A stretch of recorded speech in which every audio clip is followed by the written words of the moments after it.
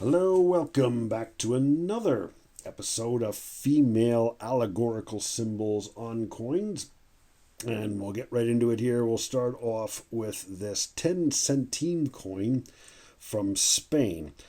Now, the pictures on it are a little hard to see because the patina is a really dark chocolate brown. But let's go over what it says here. First of all, the one side, this side here actually, has on the top here, though I probably can't read it, it says what the weight of the coin is, as well as, of course, the value then is on the other side.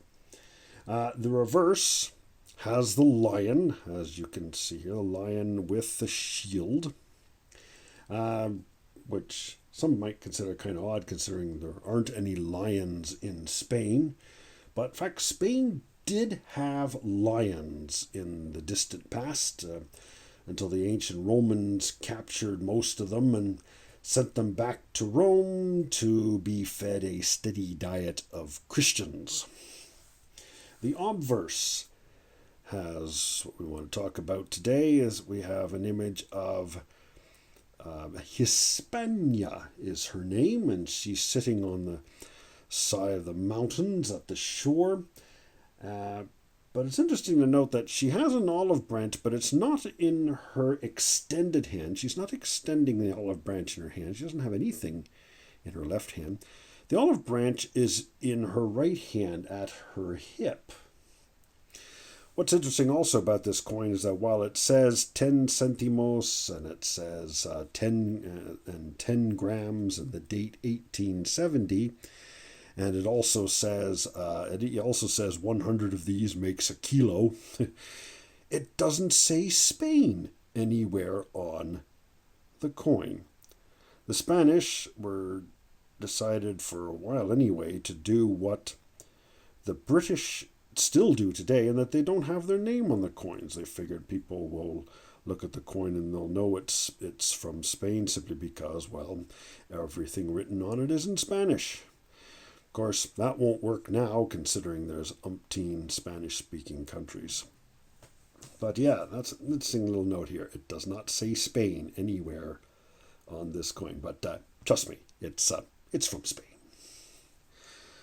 Next, we have a couple of coins from Switzerland. Now, Switzerland, like the United States, has a Lady Liberty. The Swiss call her Libertas. This 20 rappen coin just has a bust of Lady Liberty. Now the franc, the other Swiss coin that we have here, has a standing Liberty with a spear in one hand, shield in the other. And you'll also notice that there are stars around her. There's 22 of them, as a matter of fact, 22 of them to represent each state of the Swiss Federation. Now, I say state, though the Swiss don't call them states, they call them cantons. So 22 Swiss cantons represented by 22 stars. Now, both of these coins have the mint mark letter B for Bern, which is the capital of the Swiss Federation. In fact, I believe Bern is the only place where Swiss coins are still struck. And they have been striking coins there since the year 1225. Well, that means that in 3 years from now, the Bern Mint will be celebrating its 800th anniversary. Needless to say, yeah, making money is a pretty good business to get into. So yeah, 800 years. And I don't even think that's the oldest mint in the world. It's certainly one of the oldest.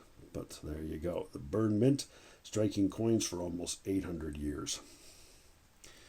Now, next one you have Tunisia. Now, I should start off by saying in the Middle Eastern, Muslim Middle East anyway, as well as Japan, funny enough, the use of human images, real or allegorical, is frowned upon, and it is not widely practiced in these countries. They generally do not want to put human images on their coins.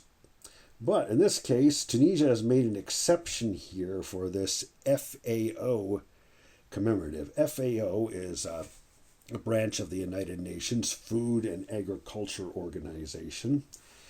It tries to encourage poorer countries to grow more food. In fact, many of these special FAO commemorative coins in some countries will say right on the coin, grow more food, or let us produce more food. Something to that effect. This one does not have that logo written on it. However, it does have a woman dressed in what I believe is traditional North African clothing, tending to fruit trees. Certainly one of the important ways to produce more food is keep an eye on the fruit and pick them whenever they are ready to be picked. So this picture, although you probably can't see it in this, but at the base of the woman's image, there is a name on there it says El Mekki, Elmekki. El Mekki was a great Tunisian artist who made pictures for many of the Tunisian coins and stamps, though I presume he is very well known in Tunisia, but of course I had never heard of him until recently as the designer of many Tunisian coins. So that's El Mekki, famous artist, at least in Tunisia. Now, the next one for these coins from Turkey. Now, this one, while this is not an FAO issue, it certainly looks like one. Here you have a lady in traditional Turkish clothing, and she is carrying what most likely is a sack of grain of some kind.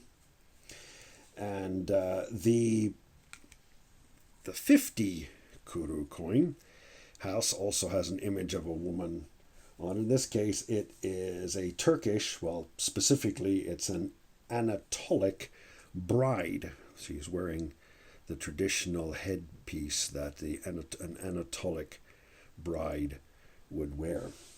So again, neither of these are intended to be FAO issues. And in this case, as allegorical symbols go, I guess they're supposed to represent, at least for the Turkish people, the ideal woman, either as a bride or working hard in the fields. I know that is a very traditional view of the idealized woman, but again, coins tend to stick to very traditional ideals, and that's one of the things about coins, is that they will certain long proud traditions are often commemorated on coins, while more modern traditions are not as likely to be portrayed. So there you go. For better or for worse, these coins represent, I guess, an example of idealized women in Turkey and in many other coin countries. So there we go. So I thank you very much for watching my videos, and of course, again, I do want to mention that if you haven't subscribed, please subscribe. I'm getting close to 200 subscribers as of the making of this video, so I want as many people to subscribe as possible. My plan is to give away a special gift as a celebration of 200 subscribers. And of course, if you subscribe, don't forget to ring the bell so that you will receive notices of my next videos. And I thank you very much for watching.